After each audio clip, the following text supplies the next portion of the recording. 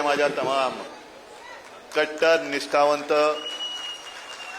जीवाला जीव देणाऱ्या शिवसैनिक बांधवांनो, भगिनींनो आणि मातांनो, आवाज आला? आवाज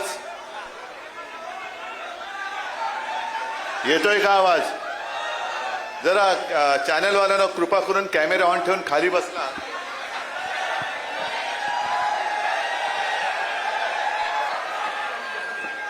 बस येतोय आवाज आता? काय होतं थोडं समजून घ्या, कारण जसं तुम्ही मला इथे बघताय तसं यांच्या माध्यमातून देशातल्या कानाकोपऱ्यात आपले शिवसेना प्रेमी आपला कार्यक्रम बघतायत.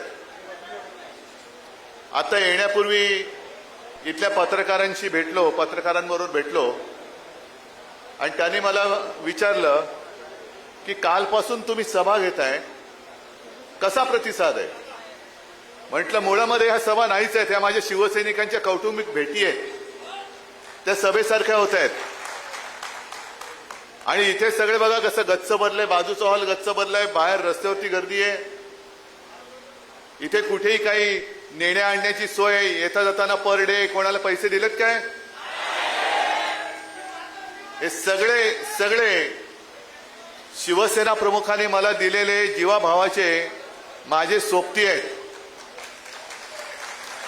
इथे खुर्च्यांशिवाय मला नाही वाटत कोणती गोष्ट भाड्याने आणली असेल. पण या खुर्च्या सुद्धा, ज्या खुर्च्यांवर सगळे बसलेत, ती सुद्धा आपली हक्काची माणसं आहेत.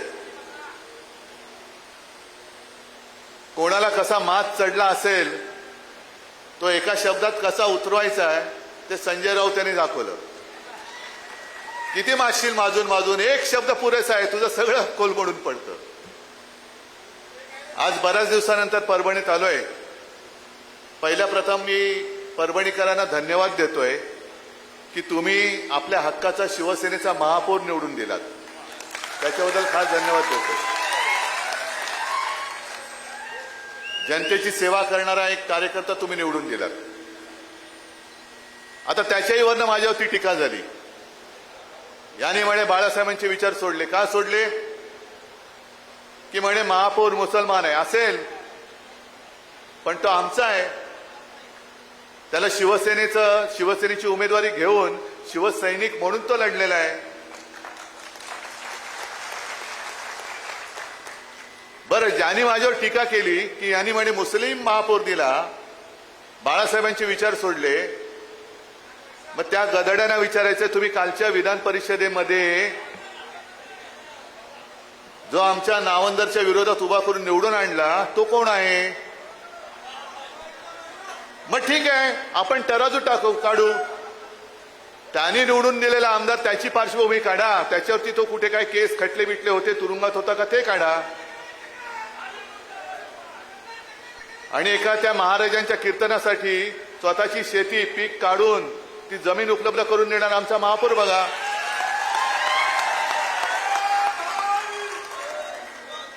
पण किती दिवस चालणार? म्हणजे आपण जरा कुठे काय केलं की बाळासाहेबांचे विचार सोडले, पण तुम्ही शिवसैनिकांशी आणि शिवसेनेशी गद्दारी केलीत. हा बाळासाहेबांच्या विचारांचा तुम्ही घात केलेला. मला तोही क्षण आठवतोय. मी विधानसभेला सुद्धा प्रचाराला आलो होतो आणि लोकसभेला सुद्धा आलो होतो. लोकसभेला तो स्टेडियम पूर्ण भरला होता. ते राहुल, ती सभा एक आपल्याला परत घ्यायची, त्याच स्टेडियम मध्ये घ्यायचे.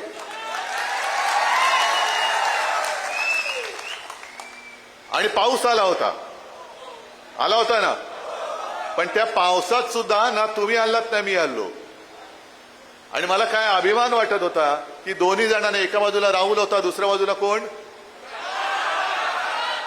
जरा गोंधळलं मी, कारण काय नवीन तुम्ही नावं ठेवता. काय आताच तो होता. आता मला काय माहित की वाघाचं कातडं पांघरलेला हा काय, जरा मला शब्द पाठ करायला त्रास होतो. वाघाचं कातडं पांघरलेला कोण होता? तर मी काय करू, मी केले दोघांच्या हातवर. त्यातला एक हात राहुलनी जो पकडला होता तो वरच्या वर चांगला, अजूनही अभिमानाने. आणि दुसरा पळाला, विकास करण्यासाठी पळाले. मला पत्रकारांनी तेही विचारलं, विकास निधी म्हटलं कोणाचा? मतदारसंघासाठी मतदारांसाठी की स्वतःचा खासगी विकास निधी? कारण तो एक व्हिडिओ तो सुद्धा फिरतोय, विमानात बसलेत महाशय आणि बदाम वगैरे खात आहेत. म्हणजे शेतकरी बिचारा असाच उपाशी आहे. पण हे विकास करणारे लगेच प्रायव्हेट विमानामध्ये, कोणी दिला पैसा? प्रायव्हेट विमानातून चालले ते सगळे गाढवं.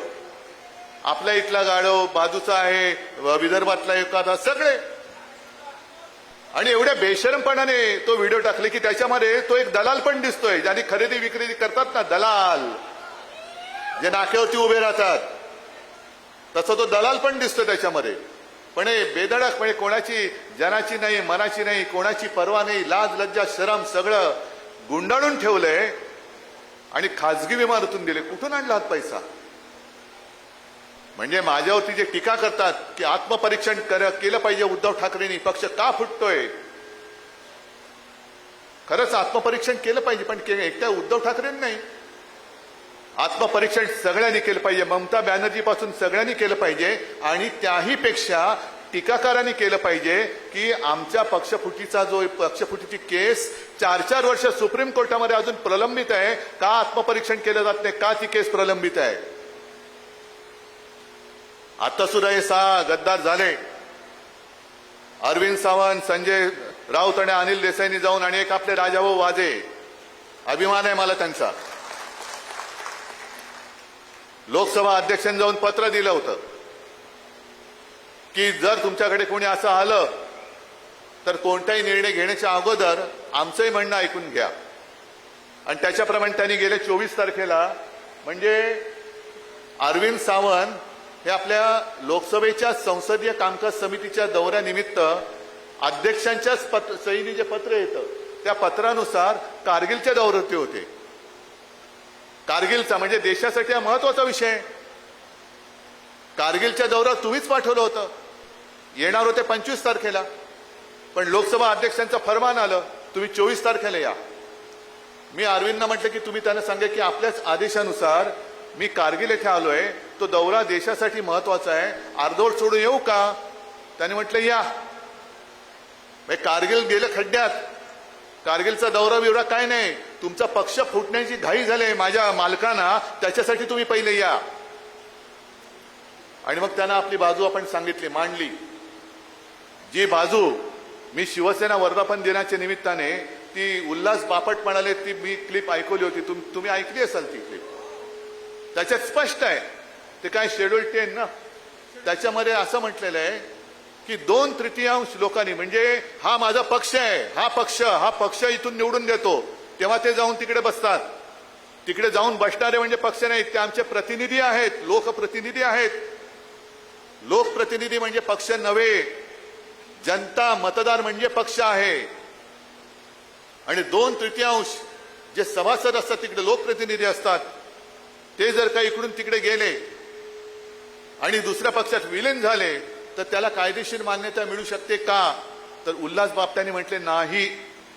कायदे तज्ञ आहेत उल्हास बापट, बुजुर्ग आहेत, अशी माणसं फार थोडी राहिलेत ज्यांना कायद्याची, नुसते बुजुर्ग नाही तर कायद्याची काही बूज आहे, कायद्याची काही जाणीव आहे, कायद्याबद्दल काही आदर आहे, कायद्याचा अभ्यास आहे. आणि त्यांनी स्पष्ट सांगितले की त्याच्यात संविधानात, हे कोणी तुम्ही मी किंवा बापटांनी लिहिलेलं नाहीये, संविधानात घटनेमध्ये लिहिलेलं आहे की जेव्हा एखादा पक्ष दुसऱ्या पक्षात विलिनीकरणाचा निर्णय घेतो त्याला 2/3 लोकप्रतिनिधींचा जर पाठिंबा असेल तर ते होतं. 2/3 लोकप्रतिनिधी विलिनीकरणाचा निर्णय घेऊ शकत नाही. आता हा तुमचा नवीन जो शब्दांनी तुम्ही जो बॉस म्हणताय, हे सगळे 6च्या 6 जर कायद्याचं राज्य या देशात असेल तर ते बाद झाले पाहिजे. जर कायद्याचं राज्य असेल तर, आणि कायद्याचं राज्य नसेल, पण मला अजूनही लोकसभा अध्यक्षांवरती विश्वास आहे. कारण शेवटी तुम्ही कायदा पाळला नाहीत तर जनतेला सांगू शकणार नाही तुम्ही कायदा पाळा म्हणून. सुरुवात वरून व्हायला पाहिजे, लोकसभा अध्यक्षांनी कायदा पाळला पाहिजे. जे डॉक्टर बाबासाहेब आंबेडकर यांनी आपल्याला घटना दिलेली आहे, जी घटना दिली त्या घटनेनुसार जे योग्य आहे ते योग्य करण्याचा अधिकार हा लोकसभा अध्यक्षांनी दिलाय. अधिकार आणि मर्जी याच्यामध्ये फरक आहे. आम्ही अधिकार मानतो, मर्जी मानणार नाही. मर्जी नाही मानणार आम्ही. आणि म्हणून 2/3 जर तिकडे गेले असतील, त्यांना वाटलं असेल की 6वा आला म्हणजे झालं, 6वा आला म्हणजे झालं. होत नाही. आणि कायद्याला जागणारे लोकसभा अध्यक्ष आहेत असा माझा अद्याप तरी विश्वास आहे. आणि कदाचित त्या चॅनलच्या माध्यमातून ते बघत असतील. मी जे मराठीत बोलतोय ते हिंदी करून त्यांना कोणतरी सांगत असेल तर त्यांना मला हात जोडून सांगायचंय की जे घटनेत दिलेलं आहे त्याचं उल्लंघन तुमच्यासारख्या जबाबदार पदावरती बसलेल्या व्यक्तींनी करता कामा नये. कारण नाहीतर इतिहासामध्ये जशी आमची एक निस्पृह निष्पक्षपातीपणे न्याय देणारे म्हणून रामशास्त्री प्रभूणेंची नोंद झाली, तशी तुमची घटना तोडणारे अध्यक्ष म्हणून नोंद होऊ देऊ नका. एवढीच मला त्यांना हात जोडून विनंती करायची. आणि मग राहतोय प्रश्न तो परभणीचा. आता सुद्धा मी येताना मला शेतकरी भेटले, आमचा पीक विमा अजून मिळालेला नाहीये. काय विकास कुठे आहे?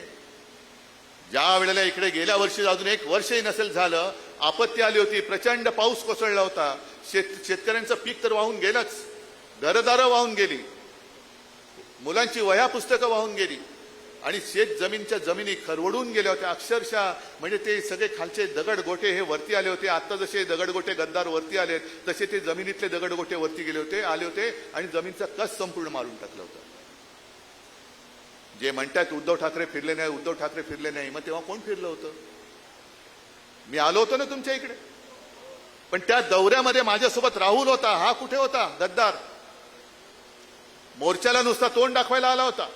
पण मी शेतकऱ्याच्या बांधावरती जाऊन अंबादास तुम्ही बरोबर होतात, अनेक जण इथले माझ्या सोबत होते, तुमच्यापैकी सुद्धा अनेक जण सोबत असतील.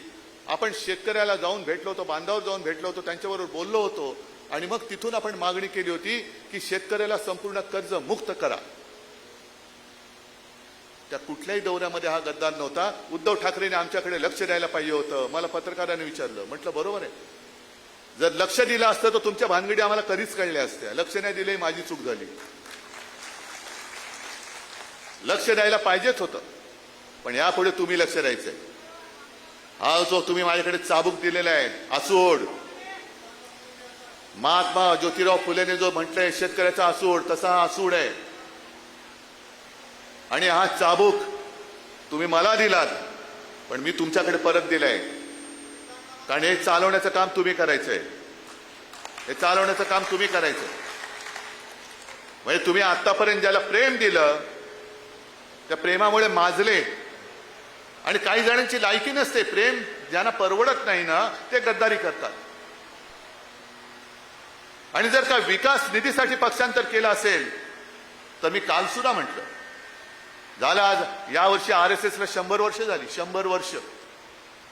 भारतीय जनता पक्षाला सुद्धा आणीबाणीनंतर जन्माला आलेला पक्ष आहे.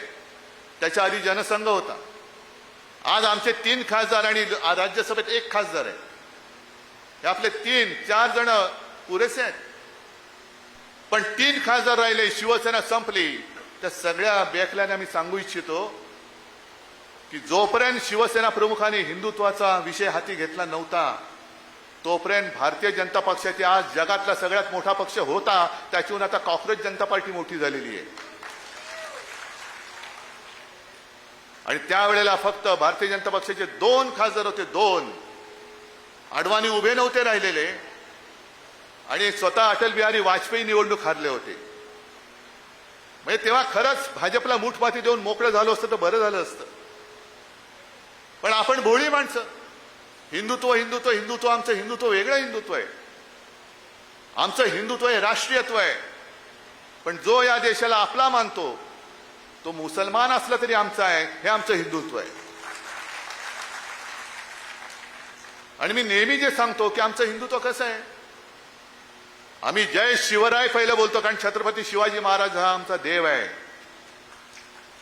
आई तुळजाभवानी आहे. हर हर महादेव म्हणतो, जय श्रीराम पण म्हणतो. पण आमचं हिंदुत्व हे हृदयात राम, हाताला काम आणि शेतकऱ्याला शेतमालाला दाम हे देणारं आमचं हिंदुत्व आहे. पण यांचे 2 खासदार राहिले होते. एक देशातली पहिली निवडणूक 1987 साली पार्लेची पोटनिवडणूक जी फक्त हिंदुत्वाच्या मुद्द्यावरती लढवली गेली आणि जिंकली गेलेली पहिली निवडणूक असेल, ज्याच्यामुळे नंतर स्वतः शिवसेना प्रमुखांचं 6 वर्ष निवडणूक लढवण्याचं तर सोडाच, पण त्यांचा मतदानाचा अधिकार काढून घेतला होता, ती निवडणूक. आणि मग यांचे डोळे उघडले. आज जे हिंदू हिंदू म्हणून बोंब मारतायत, तेव्हा त्यांनी गांधीवादी समाजवाद घेतला होता. गांधीवादी समाजवाद म्हणजे काय, काहीच माहिती नाही. आता गांधीजींपेक्षाही स्वतः मोठे व्हायला निघाले. पण त्यांच्या लक्षात आलं की अरे हिंदू मतदान करू शकतात हिंदू बनून, म्हणून मग रथयात्रा काढली. कशासाठी काढली रथयात्रा? मंदिर वही बनाएंगे, मंदिर वही बनाएंगे. हे आम्ही पण त्याच्यामध्ये एकत्र झालो. स्वतः खैरे साहेब गेले, आपले सतीश प्रधान गेले, तेव्हा सावे होते, अनेक जण हे तिकडे गेले. बाबरी पाडली गेली, कारण कार सेवा करायचे. दुपारी जेव्हा माहिती आली, बातमी आली, मला वाटतं संजय तूच फोन केला होता बाळासाहेबांना, बाबरी पाडली म्हणून. आणि तेव्हा भाजपचे सुंदरसिंह भंडारी होते. त्यांनी जाहीर केलं हे आमचं काम नाही म्हणे. हे सगळे जे आता जे बोललात ना तुम्ही, कोण बॉस, तशी त्यांची ती टोळी आहे. त्यांची टोळी आहे. म्हणजे पहिल्या मी शब्द नाही वापरू इच्छित, तुम्ही समजून घ्यायचं. तशी ती त्यांची टोळी आहे. हे आमचं काम नाही म्हणे, हे शिवसैनिकांचं काम असेल. तेव्हा कसलाही मागचा पुढचा विचार न करता बाळासाहेब म्हणाले, जर ते माझ्या शिवसैनिकाने काम केलं असेल तर त्यांचा मला गर्व आहे. हे असे पळपुटी लोक आणि त्यांचे बूट चाटणारे तुमचे नादान लाचार बॉस, कशासाठी राम मंदिर उभारलं? अनेक कारसेवकांचं तिकडे रक्त सांडलं, अनेकांच्यावरती केसेस झाल्या, मुंबईमध्ये दंगली घडल्या, अनेकांना प्राण गमवावे लागले.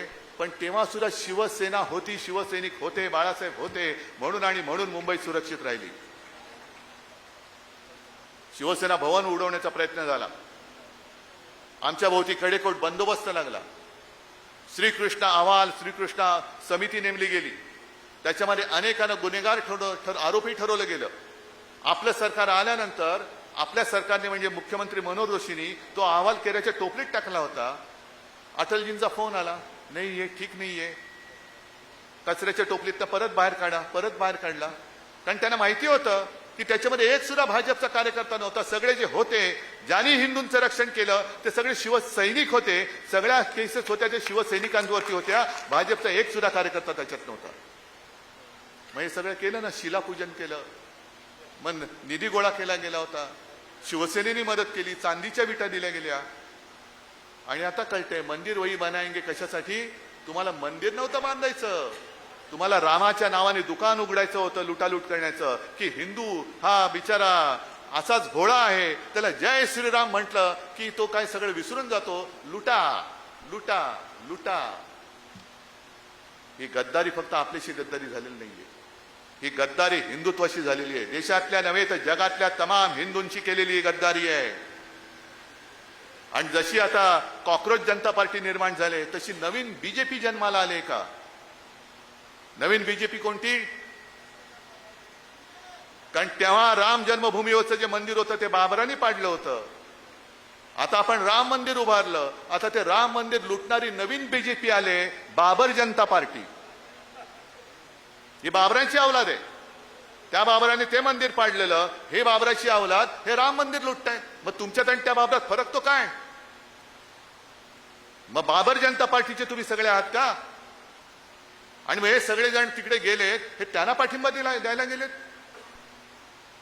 आणि काल जो मी एक मुद्दा मांडला तो सुद्धा फार महत्वाचा आहे. कारण तुम्हाला सगळ्यांना असं वाटतं हा राग असाच ठेवला पाहिजे, हा चाबूक गुंडाळून ठेवण्यासाठी दिलेला नाहीये. या गद्दारांची कीड हा परभणीचा दुर्दैवी इतिहास झालेला आहे की ज्याला आपण शिवसेनेचा उमेदवार म्हणून तिकडे उभा करतो, तुम्ही कशाची पर्वा न करता त्याला निवडून देता. अर्थात ही चूक माझी सुद्धा झालेली आहे, त्याच्यामुळे मी सुद्धा माफी मागतो तुमची. आता एवढे वर्ष एकत्र राहिल्यानंतर विश्वास ठेवायचा नाही तरी म्हणजे ठेवायचा तरी कोणावर आणि नाही तरी कसा? मग 2 वेळा आमदार असेल, मग 3 वेळा खासदार असेल, पण खासदार की गेल्या वेळेला म्हणजे 19 साली आपल्यावरती जी टीका होत होती की तुमचे 18 खासदार निवडून आले हे म्हणे मोदीजींच्या चेहऱ्यावरती निवडून आले. मग तुम्ही सगळे साक्ष आहात, तुम्ही सगळे परभणी लोकसभा मतदारसंघातले सैनिक आणि मतदार आहात ना, आहात की नाही आहात? मग मला फक्त एका प्रश्नाचं उत्तर द्या. 2024 साली तुम्ही बाळासाहेबांच्या फोटोवरती आणि शिवसेनेच्या मशाल निशाणीवरती भरोसा ठेवून मतदान केलं का मोदींमुळे याला निवडून दिला होता? मग त्याच्या विरोधात म्हणजे पूर्ण देशामध्ये मोदींची लाट होती, राम मंदिर बांधलं होतं, तरी देखील महाराष्ट्राच्या मतदारांनी मोदींच्या विरोधात मतदान केलेले हे सगळे खासदार आज परत त्यांच्या पायाशी लीन झाले. हा महाराष्ट्राचा अपमान नाहीये? हा महाराष्ट्र धर्म मारण्याचा हा प्रकार करताय. म्हणून काल मी जे बोललो की हा वरवरचा प्रकार समजू नका, याच्या मागे खूप मोठं राजकारण आहे. आणखीन एक तुम्हाला पत्रकारांनी प्रश्न विचारला की हा खासदार जाण्यामागे तुमच्या पक्षातलं काही गटबाजीचं राजकारण होतं का? म्हटलं गटबाजी आमच्याकडे नाही, गटबाजी आता भाजपात चालले. कारण हे ऑपरेशन टायगर नाहीये, हे ऑपरेशन देवेंद्र फडणवीस आहे. देवेंद्र फडणवीस जसं मध्य प्रदेशमध्ये निवडणुका कोणाच्या चेहऱ्यावर जिंकला? भाजप, शिवराज सिंग. मग सगळे त्याला प्रेमाने मामा म्हणायचे, मामा मामा मामा. बनवला ना त्याला मामा, त्याचं नामोनिशाणच ठेवलेलं नाहीये. कारण हा मामा उद्या पंतप्रधान पदाच्या शर्यतीत येऊ शकतो, उद्या भाजपचा अध्यक्ष होऊ शकतो. फिर मामा को उल्लू बनाओ, मामा को बुला लिया ऊपर, डाल दिया कोने में. आता शिवराजचं नावच नाही कुठे. म्हणजे जो जो पंतप्रधान पदाच्या शर्यतीत येऊ शकतो त्यांना वेळेमध्ये कापून टाका. तसंच देवेंद्र फडणवीसांचे पंख कापण्याचे प्रकार सुरू झालेले आहेत. काल माझ्यासोबत तिकडे, काल परवा माझ्यासोबत विमानात बसले होते, पण हतबल होते, हतबल. म्हणजे कळतच नव्हता मुख्यमंत्री आहे असं काय झालं. ह्या आत्मविश्वास पूर्णपणे गमावलेला हा माणूस. कारण त्यांना कळतंय की आपले पंख कापतायत आणि कापणारे आपलेच बॉस आहेत. आपण करायचं काय? न्याय तरी कोणाकडे मागायचा? कोणतं दार ठोकायचं? कारण ते दार उघडलं तर पंख कापणार, हे दार उघडलं तरी पंख कापणार. म्हणजे जे काय वाचलंय ते वाचून जेवढे दिवस आहेत तेवढे ढकललेले बरे. या परिस्थितीमध्ये देवेंद्र फडणवीस आहेत. कारण कदाचित उद्या, कारण प्रत्येक गोष्टीला शेवट असतो, यांच्यानंतर कोण, त्यांच्यानंतर कोण, महत्वाकांक्षा सगळ्यांच्या असू शकतात. उद्या कदाचित देवेंद्र फडणवीस पंतप्रधान पदाच्या शर्यतीत आले तर, जसं तुम्ही विसरून गेलात, नितीन गडकरी होते की नव्हते? नितीन गडकरी भाजपचे अध्यक्ष होते, पुन्हा अध्यक्ष होत होते. पण पुन्हा अध्यक्ष झाले असते तर कदाचित नितीन गडकरी पंतप्रधान झाले असते. म्हणून गडकरींचे पंख असे कापले की त्यांच्या सगळ्या त्या निष्ठेमध्ये इथेनॉलचं पाणीच घालून टाकलं, पातळ करून टाकलं, त्यांचं सगळं भेसळ करून टाकली. आता नितीन गडकरी बिचारे काय करू शकतात? काही करू शकत नाही. कारण पंखच छाटलेत. उड उड उड उड उड. कसा उडणार? पंख तुम्ही छाटलेत, पिसं तुम्ही कापलीत, उडूच शकत नाही. आणि म्हणून बरोबर बघा, कारण आता मिंदेला काय भविष्य नाहीये. गद्दार शेवटी गद्दारच असतो. गद्दारांनी किती उड्या मारल्या तरी त्याचं नुसतं वापरा आणि फेका एवढाच मिंद्याचा उपयोग आहे. आपल्या विरुद्ध लढवायचं, पैसे देऊन माणसं फोडायची. बरं माणसं कशी की आता एक एक माणसं जी तुम्ही मेहनतीने तयार केली त्यांचं करिअर उद्ध्वस्त करून टाकायचं. आता हा गद्दार पुन्हा परभणीमध्ये तोंड दाखवायला याला जागा शिल्लक आहे? म्हणजे एक माणूस संपला, बाजूचा संपला, त्याच्या बाजूचा संपला, सगळी आपली माणसं संपून टाकायची, कोणी प्रतिस्पर्धी ठेवायचा नाही. तसाच उद्या या मिंदेचा कार्यक्रम होणार आहे. जोपर्यंत त्याचा उपयोग आहे तोपर्यंत मिंदेला डोक्यावरती घेऊन फिरतील आणि उपयोग झाला तर विसर्जन करून मोकळे. कारण हे जर असं नसतं तर हे 6 गद्दार सरळ भाजपात घेतले असते ना. पण भाजपात नाही घेतले. इथे घेतले ते मिंदेकडे घेतले, तृणमूलचे घेतले ते त्यांच्या भलत्याच कुठल्या तरी पक्षात घेतले. का? कारण जर भाजपात घेतले तर भाजपाचा त्यांना पक्षादेश जारी लागू होईल आणि मग मतदान घेतलं तर पंतप्रधानपदी कोण पाहिजे तर त्यांना झक्कत हे भाजपचा जो नाव असेल, जे असेल त्यांना मतदान करावं लागेल. पण सगळे मोकळे असतील आणि मित्र पक्ष म्हणून असतील तर मग ते त्यांची मतं वेगळी ही मांडू शकतात. म्हणून हा डावपेच चाललाय. अंतर्गत गटबाजी ही भाजपामध्ये आहे, शिवसेनेमध्ये नाहीये. आणि आता तर साफ झाले, आता कुठे दुसरा गट नव्हताच, एकटाच होता, तो गेला. आणि तुम्ही सगळे कट्टर शिवसैनिक हे माझ्यासोबत राहिलेले आहात. जगात जर्मनी असेल आहे, पण देशात परभणी काय आहे, काय असतं हे दाखवण्याची संधी पुन्हा तुम्हाला मिळालेली आहे. जो गद्दार होईल तो आम्ही गाडून टाकतो, जो गद्दार होईल तो आम्ही गाडून टाकतो. हा परभणीचा इतिहास हा परत नव्याने लिहिण्याची संधी तुम्हाला मिळालेली आहे. आणि आजपर्यंत आपला एक इथला आमदार यायचा, एक खासदार यायचा, बाकी एखाद दुसरा आला तर आला. कारण नेहमी मला असं सांगितलं जायचं की साहेब तो खासदार म्हणे खाली सेटलमेंट करतो, की खाली तू वरती मी. त्याच्यामुळे खाली एक आपला परभणीचा हक्काचा सोडला तर बाकी सगळीकडे कोणी येतच नाही. आता मला परभणीतले सगळेचे सगळे आमदार निवडून पाहिजेत. सगळे तुम्ही जिथून जिथून आला असाल तिथले परभणी मला पूर्ण भगवा करून पाहिजे. आणि भगवा हा आपला अस्सल छत्रपती शिवरायाचा भगवा. या भगव्यावरती आपली निशाणी सुद्धा टाकू नका. निशाणीचे झेंडे हे वेगळे लावा, मशालीचे झेंडे वेगळे लावा, पण आपला भगवा जो आहे त्या भगव्यावरती एकही चित्र टाकू नका, एकही चित्र टाकू नका.